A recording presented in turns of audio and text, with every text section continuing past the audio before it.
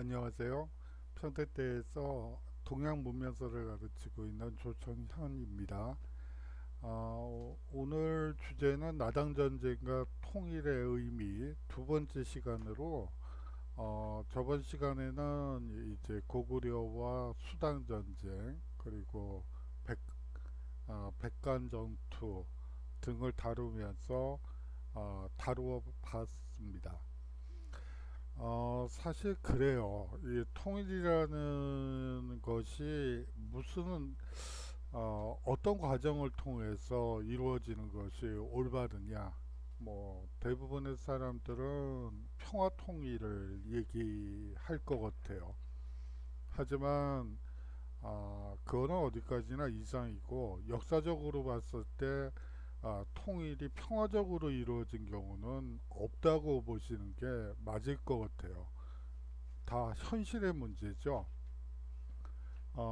독일이 분단 상황에서 통일이 이루어지는 과정이라든지, 그리고 1870년 통일이 이루어지는 독일의 경우, 그리고 이탈리아의 통일의 경우에도 대부분이 전쟁을 통해서 통일이 이루어지는 경향이 강합니다.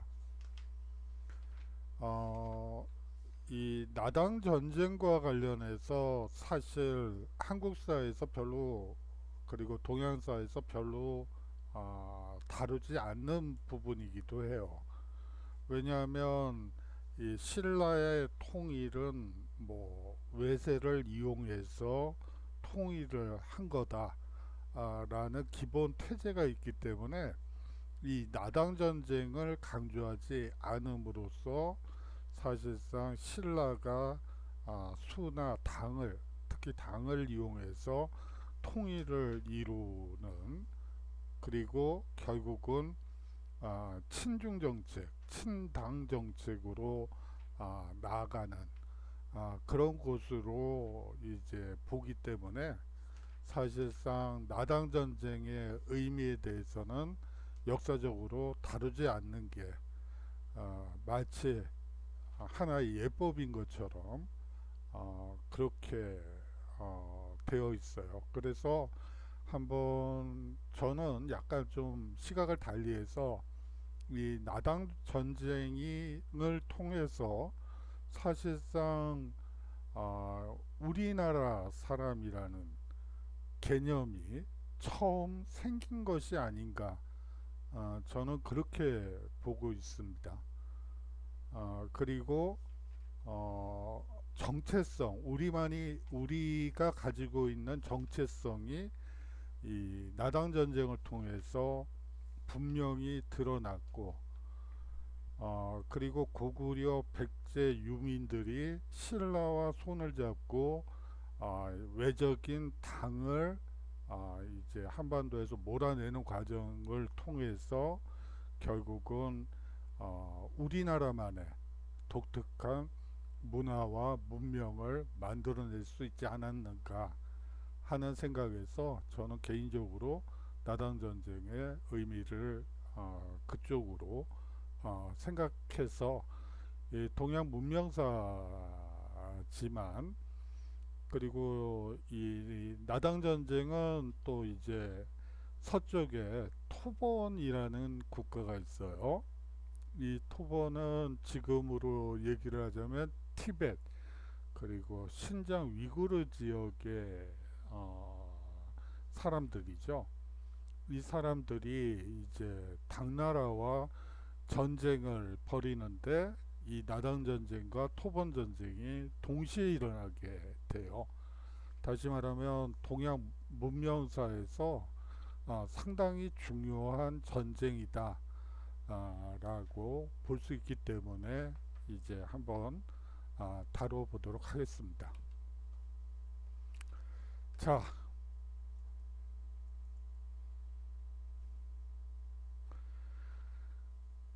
이 동아시아의 질서를 바꿨죠. 이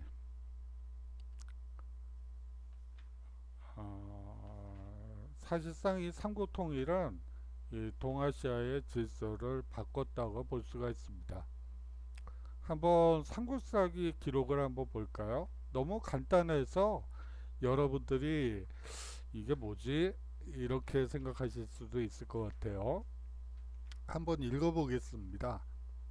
적의 장수 이근행이 군사 20만 명을 이끌고 매초성에 진을 쳤다. 군사가 20만 명이라고 하면 상당히 많은 거죠. 물론 수나라가 110만, 300만을 이끌고 왔다고 하지만 그건 정말 무리한 원정이었고 20만이면은 뭐 사실상 주력 부대가 다 왔다고 봐도 과언이 아닐 것 같네요. 그런데 이 20만 명을 이끌고 매초성에 진을 쳤는데 우리 군사가 공격하니 성을 버리고 달아났다. 어떻게 공격했는지에 대해서는 안 나와 있는 게 참 아쉽네요. 그렇지만 여하튼 전과에 대한 기록은 있습니다. 3만 380필의 전투용 말과 그만큼의 병기를 얻었다. 3만 필의 전투용 말과 그만큼의 병기를 얻었다고 하네요. 대단한 성과라고 볼 수가 있겠어요. 사찬 사득이 수군을 거느리고 적의 장수 서린귀와 소부리주 기벌포에서 싸웠다. 크고 작은 22번의 싸움을 벌여 마침내 승리하였다. 그래요. 크고 작은 22번의 해전을 통해서 사실상 당의 군대를 이제 해군을 괴멸시켰다. 이렇게 볼 수 있는 기사네요. 다시 말하면 20만의 원정군과 또 상당수의 이 수군을 그 몰아냄으로써 사실상 삼국 통일을 이루어냈다라고 결론이 나는 것이죠. 6세기 말 수당이 중국을 통일한 뒤 수당은 동아시아 패권을 두고 고구려와 겨루게 됩니다. 이에 고구려는 돌골과 연합하여 수당의 침략에 강력하게 맞섰던 것이죠. 한강 유역을 차지한 이후부터 백제와 고구려의 침공을 받아 어려움에 처한 신라는 수당과 손을 잡고 고립무원의 상태에서 벗어나고자 했습니다. 그 결과 6세기 말에서 7세기 동아시아에는 돌궐, 고구려, 백제, 외로 이어지는 남북 진영과 신라와 수당으로 이어지는 동서 진영이 형성되어 서로 대립하게 되었죠. 물론 결과적으로는 신라, 수당으로 이어지는 동서 진영이 승리를 하게 됩니다. 하지만 이 당나라가 계림도독부, 경주를 중심으로 한 계림도독부를 설치함으로써 계림도호부의 이제 장으로서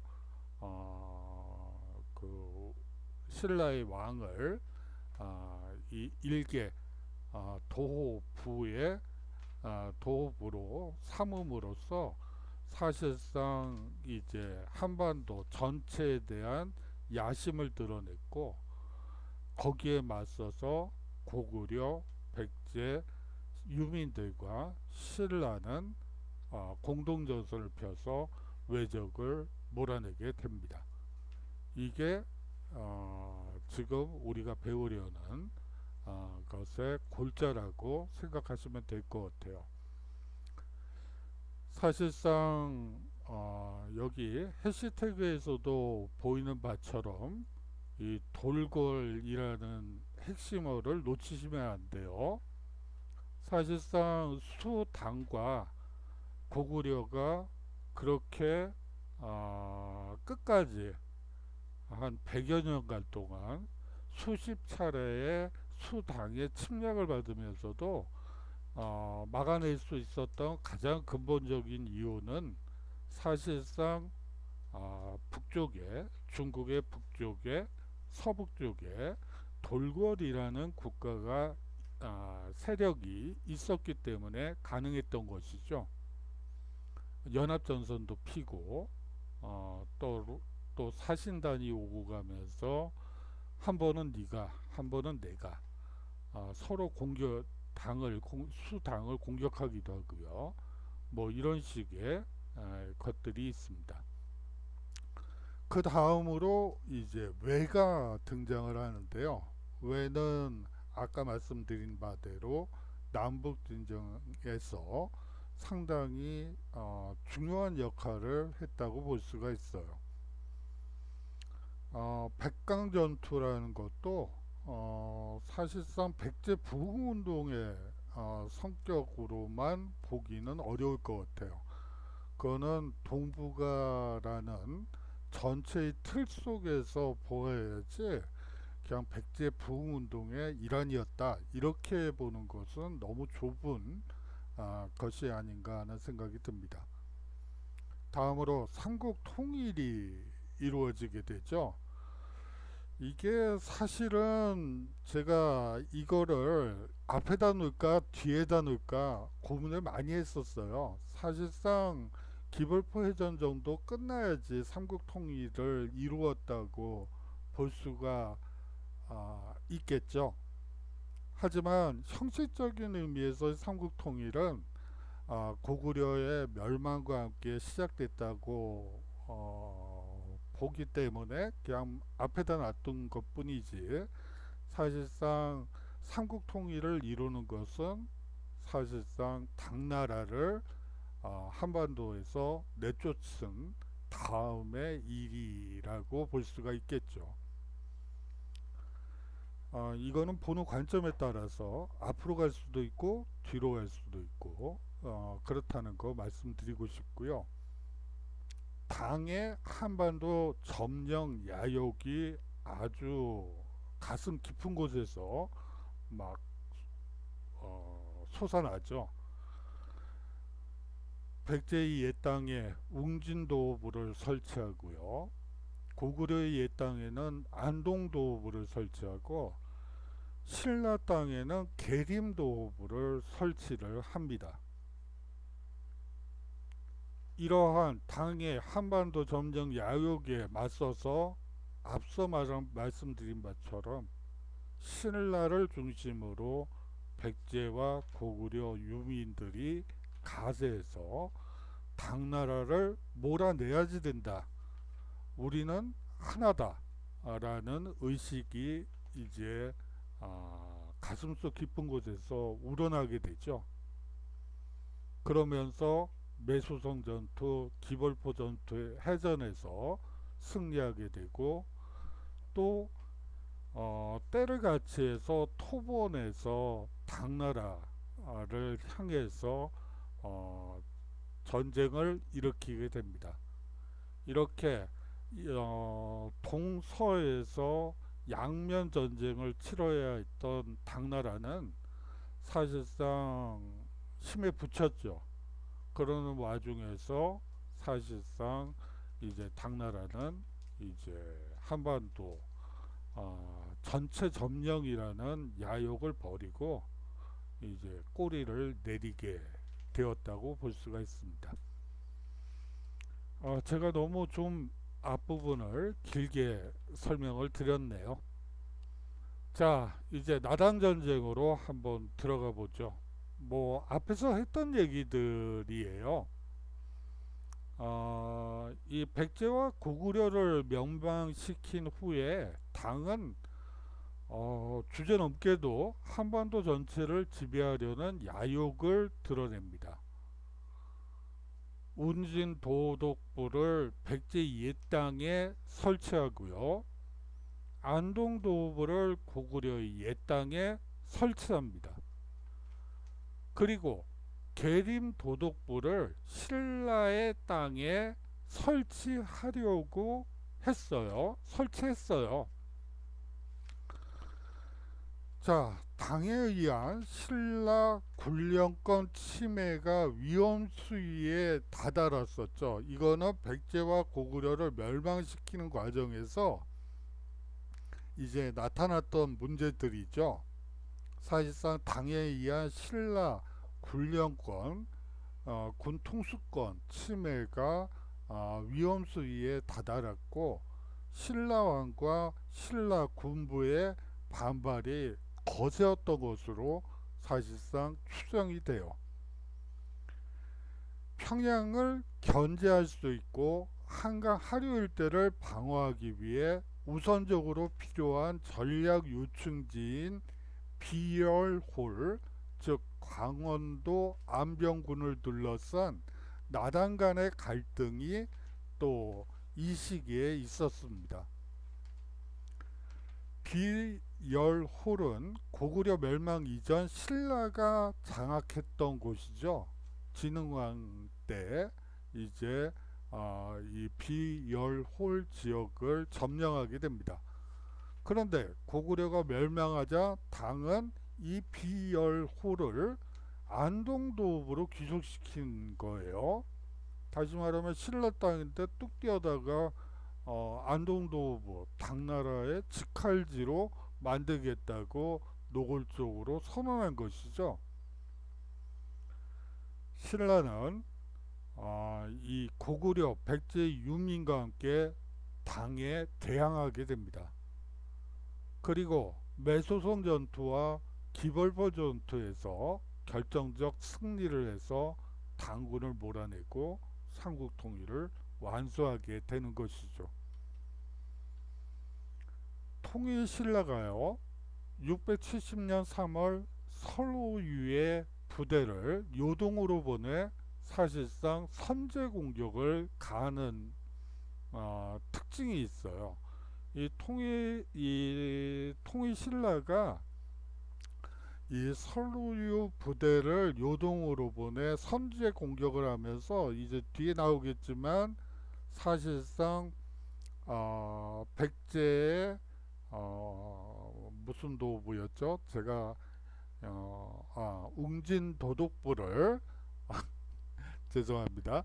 웅진 도독부를 이제 거기에 그 지역을 웅진 도독부를 이제 공격하기 위한 전초전으로서 사실상 설오유 부대를 요동으로 보내서 선제 공격을 가하고, 그 다음에 이제 백제로 들어가서 백제 지역의 당나라 군들을 몰아내는 작업을 하게 되죠.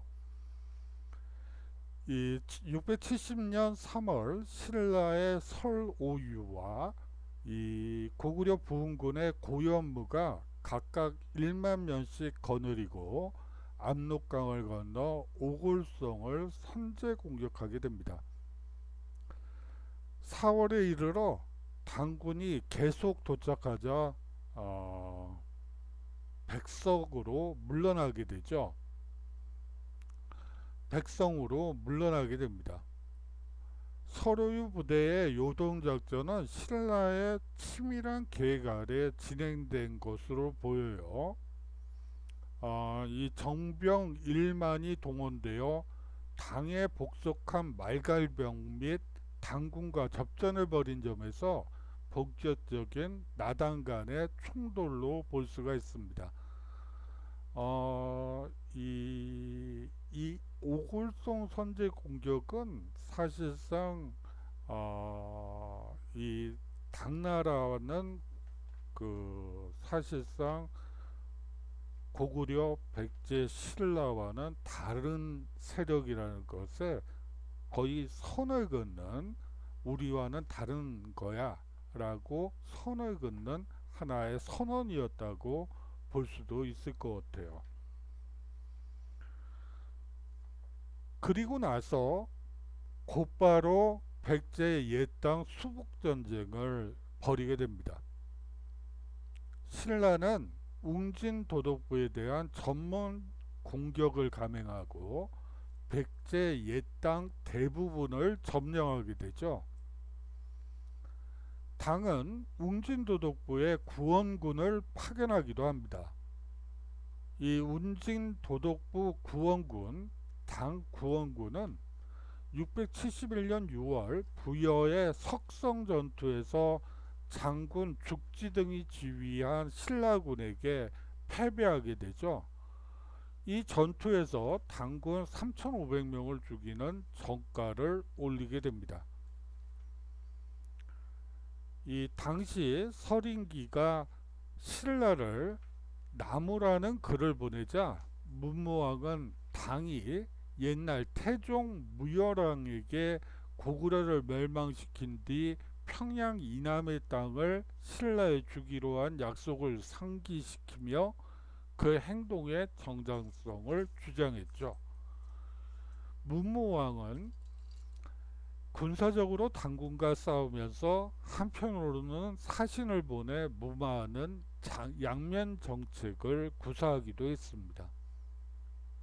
이해 7월에 사비성을 함락시켜 소부리주를 설치하고 함으로써 도독을 임명함으로써 당군을 옛 백제 땅에서 쫓아냄으로써 백제 고지에 대한 완전한 지배권을 확립하게 되죠.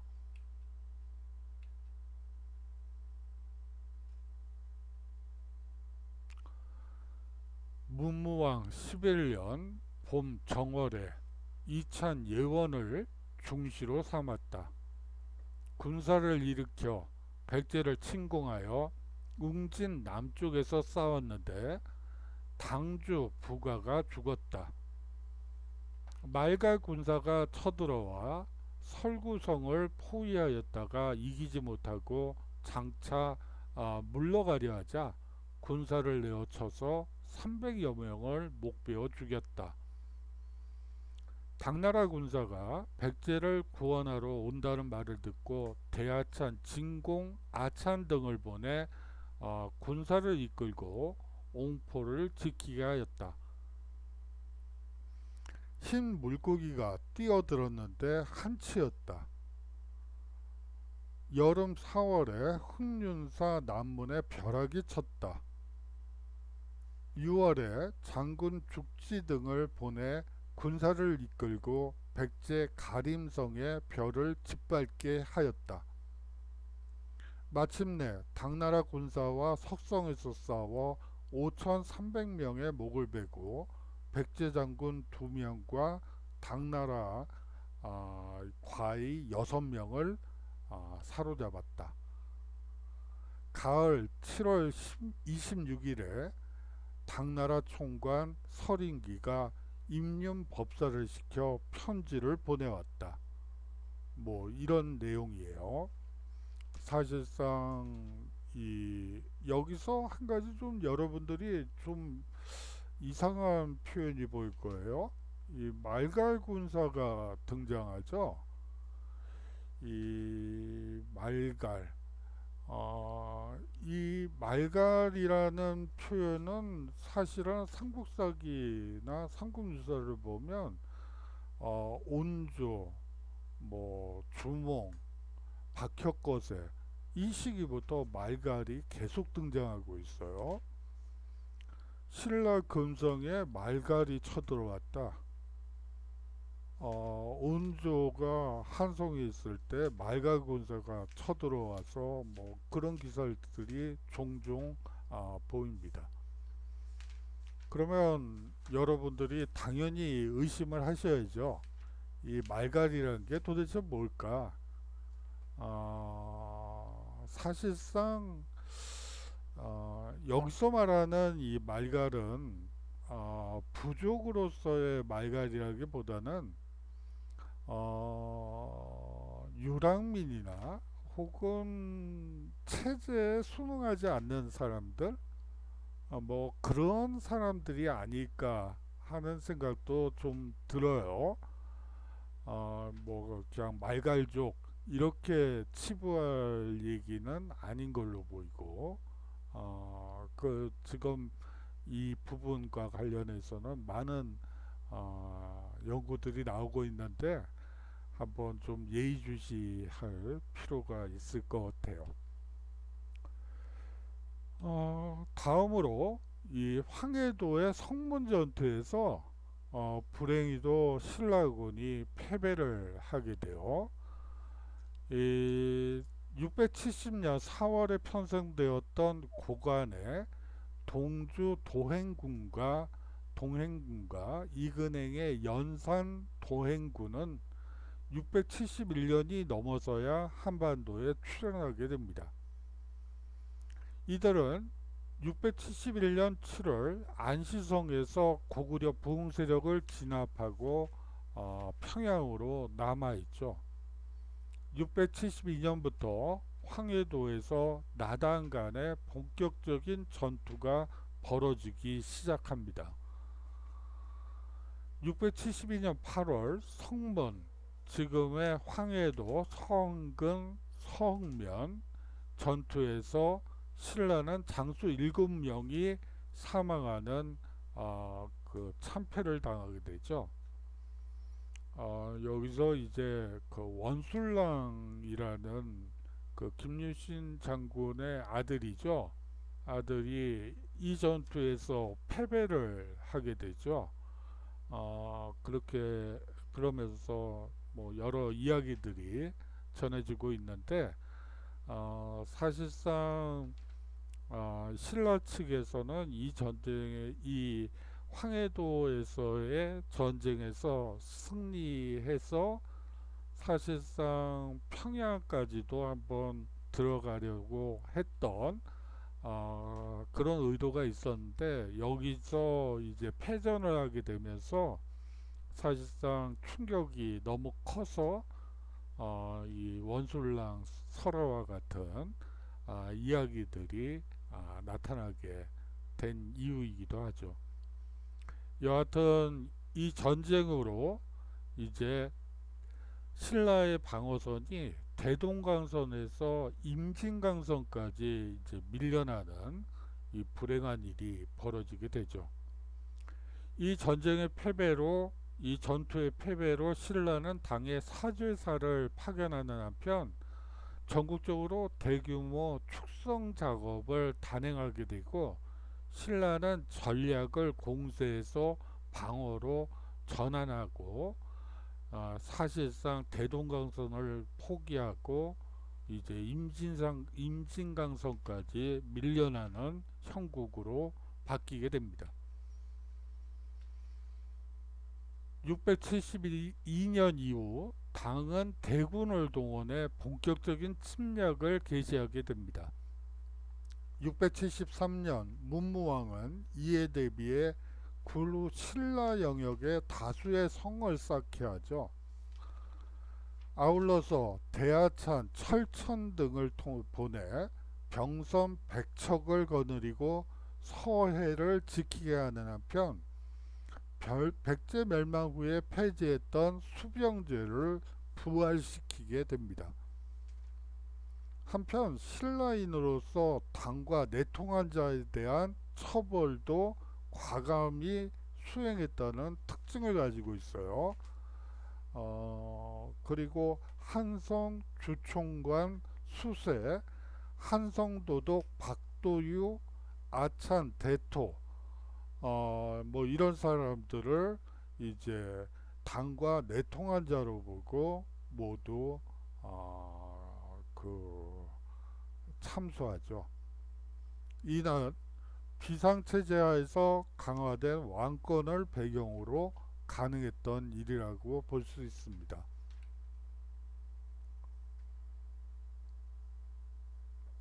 문무왕 13년 9월에 국원성, 그리고 북현산성, 소문성, 이산성, 수약주의 주양성, 다람군의 주잠성, 거열주의 만은사 산성, 삼량주의 골젠현성을 쌓았다.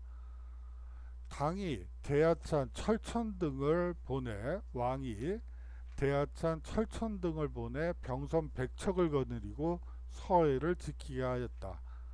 당의 군사가 말갈 거란 군사와 함께 북쪽 변경을 침범하였는데 무릇 9번 싸워 우리 군사가 이겨 2천여 명을 목베었고 당의 군사 중 호로와 왕봉 두 강에 빠져 죽은 자는 이루 셀 수 없었다 라는 기사를 볼 수가 있습니다. 지금 적의 침략에 대비하기 위한 성을 쌓는 작업, 그리고 수병을 다시 그 백제를 점령하면서 사실상 이 없앴던 수병을 수군을 부활하는 모습, 이것을 통해서 사실상 당나라와의 한판 승부를 벼르고 있는 모습이 보이는 것이죠. 사실상 신라 수군의 활동과 신라군의 결전 회피로 인해 당군의 병력 수급 및 보급 문제가 점차 대두되게 됐죠. 당은 고간, 이근행의 4만 명만으로는 경주로의 공격을 하기 어려울 것으로 판단했습니다. 674년 유인궤의 인소라에 대규모 신라 원정군을 편성하게 되죠. 유인궤는 이듬해 신라 전선에 도착하여 675년 2월 칠중성, 지금 경기도 파주시 척성면 전투에서 승리를 거두고 당으로 돌아가 버립니다. 유인궤를 대신하여 이근행이 병력을 충전받은 후 신라 정복을 담당하게 되죠. 이 나당 연합군에 의해 백제와 고구려가 멸망한 다음 당나라가 신라까지 장악하려 하고 하면서 670년부터 나당 전쟁이 시작되었다고 볼 수가 있습니다. 앞서 말했던 그 오골송 전투부터 사실상 이 나당 전쟁은 시작됐다고 보는 게 맞는 것 같아요. 675년 신라가 당의 군대를 맞아 대승을 거둔 전투가 바로 매소송 전투입니다.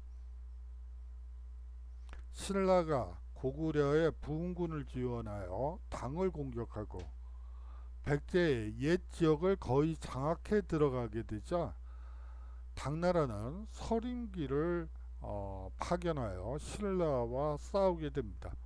신라는 서림기의 군대를 격파하고 당의 이근행이 이끄는 20만 대군이 매소성에 내려와 주둔하자 이 매소성을 공격하여 당군을 크게 격파하고 하는데요. 이 노획한 말이 약 3만 필에 달할 정도라고 하니까 사실상 완승을 거뒀다고 볼 수가 있습니다. 매소성 전투를 계기로 나당 전쟁은 사실상 신라의 우세로 전개되게 됩니다. 675년 당시 이근행 주도하에 매소성에 주둔하던 당군은 20만 명, 최소 5만 명 이상이었던 것은 분명해 보입니다. 나당 전쟁에는 고간 이근행의 행군 병력 4만 명 이외에도 서린기의 계림도 행군 2만 명을 비롯하여 유인계의 계림도 대행군 최소 4만 명 이상이 투입되었죠. 당전쟁에 동원된 당군은 나당전쟁에 동원된 당군은 최소 10만에서 최대 20만 명에 달했던 것으로 보입니다. 675년 9월 이 서린기의 수군은 서해의 천성을 공격하였으나 실패하게 되죠. 서린기 함대는 상륙전을 수행한 것으로 보아 보급 함대라기보다는 전투 함대로 보이는 함대였고요. 사실상 이 파주시 탄현면 전투에서 서린기의 수군이 짐으로써 이 사실상 서린기가 이 지역을 쳤던 이유는 임진강선에서 한강선으로 아, 전선을 사실상 내리려고 했던 것이죠. 한강선 이남까지. 이 서린기 함대가 천성을 공격한 의도는 한강 하류 일대를 장악하여 임진강을 경계로 형성된 전선을 한강선으로 재정정하기 위한 의도로 파악됩니다. 천성 전투에 이어서 9월 29일 경기도 연천군 청산면 전투, 즉 매소성 전투가 발생하죠. 신라군의 장수나 병력 규모는 전혀 나타나지 있지 않지만 전과만은 확실히 기록되어 있습니다. 신라는 이 전투에서 전마 3만여 필과 그에 상응하는 병장기를 획득했다는 것이죠. 전마 3만여 필을 보유한 당군의 규모가 상당했음을 짐작하게 합니다. 매소성 전투를 단일 전투로 인식해서도 곤란할 것 같아요. 왜냐하면 매소성 한 곳에 20만 명의 20만의 대군이 성에 있었다고 생각할 수 없기 때문이죠. 그리고 이 매소성 전투를 전후해서 아주 동시다발적으로 천성, 아달성, 칠중성, 정목성, 석현성 전투가 아주 동시다발적으로 일어나고 있는 양상이었습니다. 당은 천성 전투가 시작되자 매소성 집결을 완료하게 되죠. 천성 전투로 신라의 시선을 돌린 다음에 매소성 집결을 완료했다고 보는 게 맞을 것 같아요. 임진강과 한강 사이의 내륙 거점인 칠중성, 석현성을 공격하였고 분견대를 파견하여 아달성, 정목성을 함락시켜 강원 북부 지역을 장악하고자 했던 것이죠. 이 매소성 전투를 전후한 일련의 군사행동들은 큰 전투를 구성하는 전략에 기초한 것으로 보입니다. 매소성 전역에서 신라가 성공적으로 방어를 수행함에 따라 당군은 임진강선을 돌파하지 못한 셈이 된 것이죠. 당은 676년 윤 3월에 토번의 공격으로 당이 직접적인 위협에 노출되게 됩니다. 당은 교착 상태에 빠진 신라 전선을 포기하고 토번 전선에 주력하게 되는 것이죠.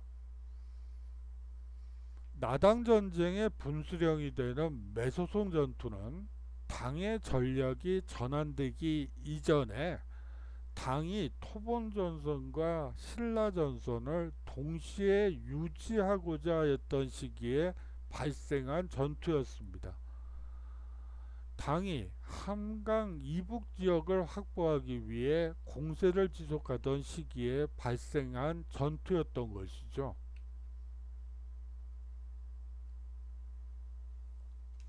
문무왕 15년, 서기로는 675년엔 가을 9월에 서린기가 수기 학생 풍운의 아버지 김진주가 본국에서 청형당한 것을 이용하여 풍운을 이끌어 길잡이로 삼아 천성을 쳐들어왔다. 우리의 장군 문훈 등이 맞아 싸워 이겨서 1,400명을 목베고 병선 40척을 빼앗았으며 서린기가 포위를 풀고 도망감에 전마 1,000피를 얻었다. 29일에 이근행이 군사 20만 명을 거느리고 매초송에 주둔하였는데 우리 군사가 공격하여 쫓고 말 3만 380피를 얻었으며 그 밖의 병기도 이만큼 되었다. 사신을 당에 보내 토산물을 바쳤다. 안북하를 따라 관과 성을 설치하고 또 철관성을 쌓았다. 한편으로는 사실상 나단 전쟁은 이 매소성 전투로 사실상 신라의 승리로 끝났다고 보면 되고요. 이제 사신을 당해 보내 토산물을 바치면서 한편으로는 이 양면 전책을 피게 되는 것이죠. 사신단을 보내고 또 철관성 등을 비롯한 여러 성을 쌓음으로써 당의 재침에 대비하는 모습을 보이게 됩니다. 676년 문무왕 16년에 지금의 금강 입구인 기벌포에서 신라의 해군이 당나라의 해군을 크게 무찌른 전투가 기벌포 해전입니다. 나당 연합군에 의해 백제와 고구려가 멸망한 다음 당은 본심을 드러내어 신라까지 병합하려 했고, 이에 대해 신라는 필사적인 대당 항쟁을 전개하게 되죠. 대당 항쟁은 670년부터 676년까지 계속되었는데 675년 매소송 전투에서 크게 패한 당군의 잔여 부대가 서린기의 주위로 남하하는 것을 신라가 공격하여 대파한 전투가 바로 기벌포 해전이라고 보시면 됩니다. 이 크고 작은 전투 22회를 승리로 이끈 신라는 대당항쟁 최후의 승리를 거머쥐게 되죠. 매소송 전투 이후 별다른 움직임이 없던 당은 676년 11월 백제 고지로 급작스럽게 공격을 해오게 됩니다. 나당 전쟁의 마지막 전장이 되었던 기벌포, 지금의 충청남도 서천시 장암읍에 있었던 이 기벌포 전투가 이 마지막 전쟁이 되는데요. 이 기벌포 전투에서 신라 장수 시득은 22회에 걸친 전투를 거쳐 4천여 명의 목을 베는 전공을 세우게 됩니다. 기벌포 전투의 발생 원인은 사실상 당군의 철수작전의 일환이었던 것으로 보입니다.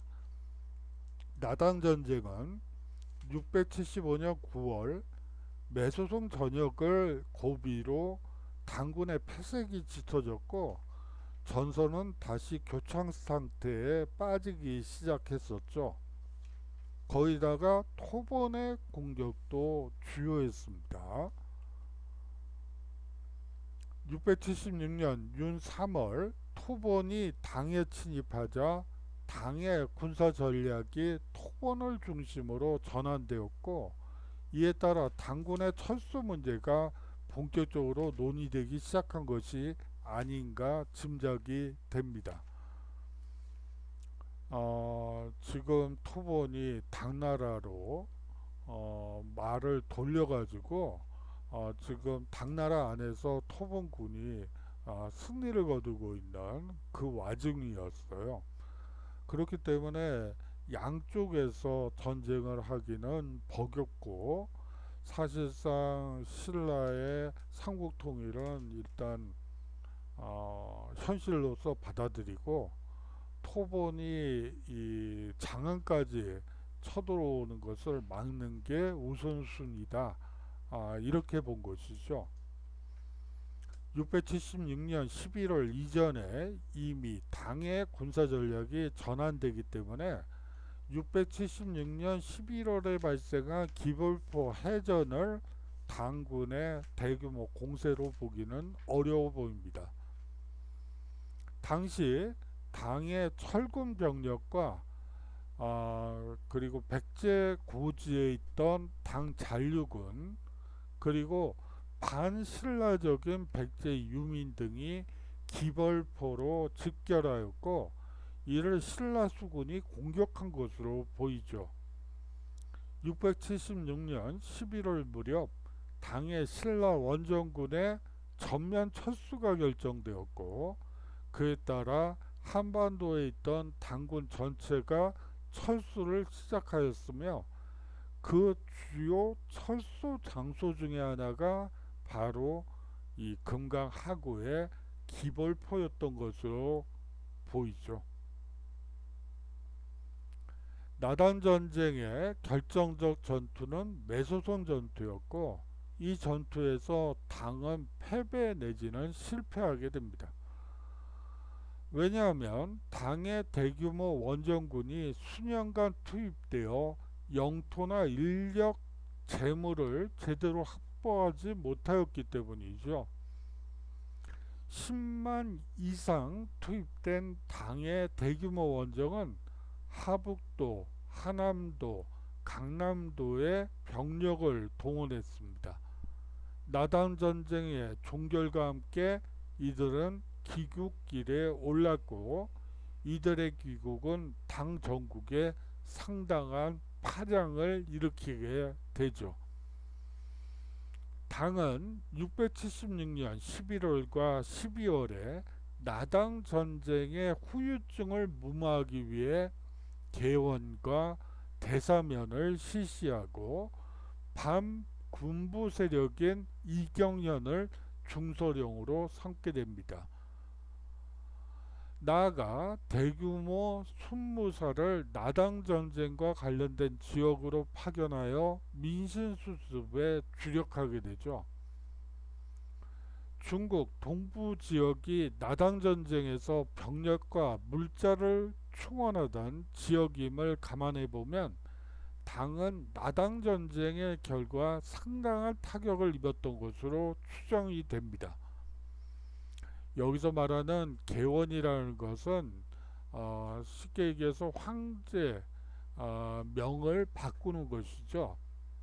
연호를 바꾸고, 대사면은 옥에 갇혀 있던 사람들을 풀어주고, 순무사라는 제도가 있는데요. 이것은 민심이 흉흉한 밀란이 일어난다거나, 농민의 난이 일어나는 경우에 순무사를 보내서 지역 주민들을 위로하고 민심을 수습하게 돼요. 이 나당 전쟁의 결과 소위 말해서 아들이나 남편을 잃은 사람들의, 그리고 또 그 자식들의 원성이 자자했겠죠. 이러한 원성을 가라앉히기 위해서 순무사를 보내야만 할 정도로 이 나당 전쟁은 격렬한 전투였던 것으로 보입니다.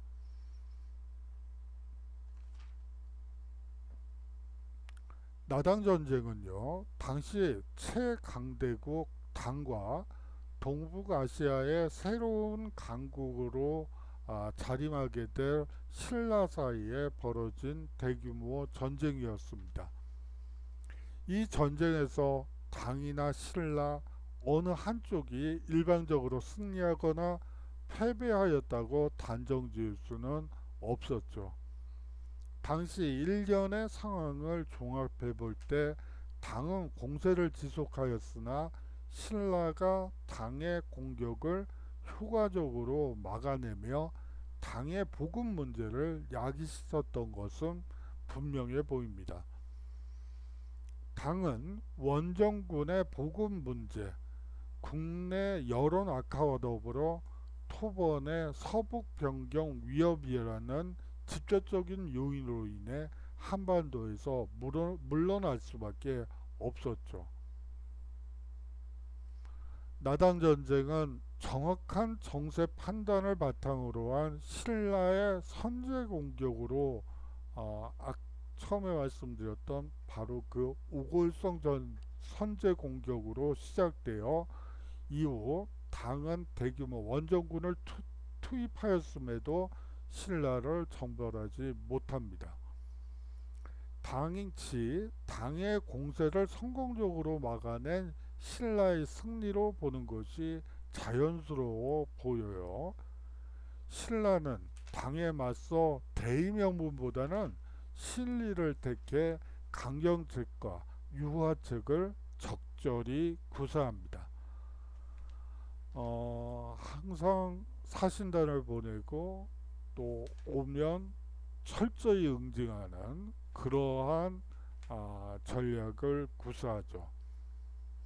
신라군은 당시 고유의 군사 편제 단위를 가지고 있었으며 최대 7만에서 8만 명 정도 동원할 능력이 있었던 것으로 판단됩니다. 사실상 신라 군 수뇌부의 전략 전술이 주요하였기 때문에 나당 전쟁의 승리가 가능했겠죠. 이 나당 전쟁은요, 신라에 있어 백제와 고구려 멸망 정과는 성격을 달리하는 전쟁이었습니다. 국가의 존망을 다투는, 그것도 외부의 지원 없이 최대 강대국과의 전면전을 치러야 했죠. 혼자서. 신라는 당과의 전면전에 앞서 백제고지 일부 지역과 군사 요충지인 비열호를 장악하고 요동으로 선제 공격을 감행하여 전쟁 초기에 주도권을 확보하게 됩니다. 전체적으로 볼 때 전략상의 요충지를 선점하여 당의 침략을 미연에 대비하고자 한 신라의 예반 전쟁이라고 할 수 있겠죠. 결국 신라는 7년에 걸친 당과의 전면전을 치르면서 한반도를 지켜낸 것이라고 볼 수가 있습니다. 나당 전쟁의 개정과 종전은 국제 정세의 영향을 전혀 배제할 수는 없지만 기본적으로 신라의 역량과 주도하에서 이루어진 것이었죠. 신라는 제가 이렇게 말씀드리는 이유는 고구려는 동일골과 상당히 동맹관계라고 보시면 돼요. 사실상 협조적으로 수를 칠 때도 서로 협의를 해서 한다든지 그런 식으로 하는데 이 신라는 사실상 이 나당 전쟁만큼은 철저히 혼자서 물론 고구려와 백제 유민들이 도와줬다고는 하지만 사실상 혼자 힘으로 당나라를 몰아낸 것이죠. 사실상 신라는 나당 전쟁의 승리로 삼국을 통일하고 내부 정비를 거쳐 통일신라 시기를 열 수 있었던 것입니다.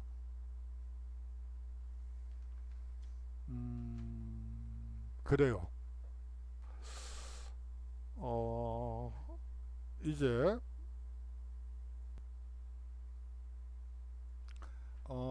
다음 주에는요, 그 명청 교체 전쟁을 이 명나라에서 청나라로 바뀌게 되는 전쟁을 한번 하면서 이제 종강을 해야지 되겠네요. 이제 오늘이 13주차니까 다음 주는 14주차, 그 다음에 15주차에 시험을 봐야 되니까 결국은 다음 주에 이제 종강을 하게 됐네요.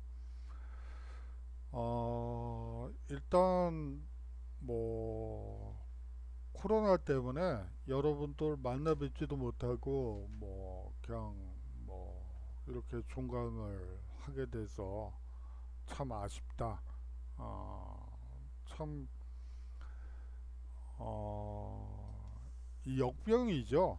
뭐 조선시대로 치자면 역병이라고 볼 수가 있어요. 코로나가 역병인지는 또 뭐 또 그런 것 같지도 않긴 한데 여하튼 이 역병이 한번 돌면 마을 전체가 감염이 이루어지고 그냥 마을이 쑥대밭이 되죠.